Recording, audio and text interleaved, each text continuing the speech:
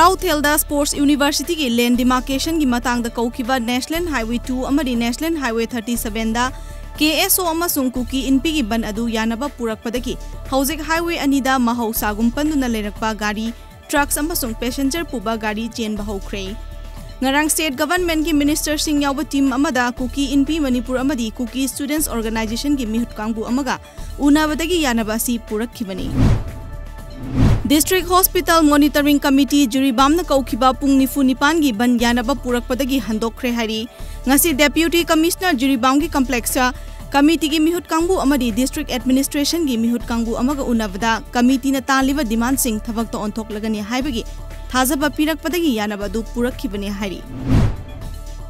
इकौ बाजार लू नाना थमनबगी पांदमदा बीजेपी मणिपुर किशन मोर्चा की वाइस प्रेसिडेंट डॉक्टर KSS कलाना डस्टबिन सिंह मतेंग पांखरे ngasi पांगथोखिबा अचंबा थौरम अमदा बाजार बोर्ड की कांगबुदा डॉक्टर KSS कलाना डस्टबिन 35 मतेंग पांखी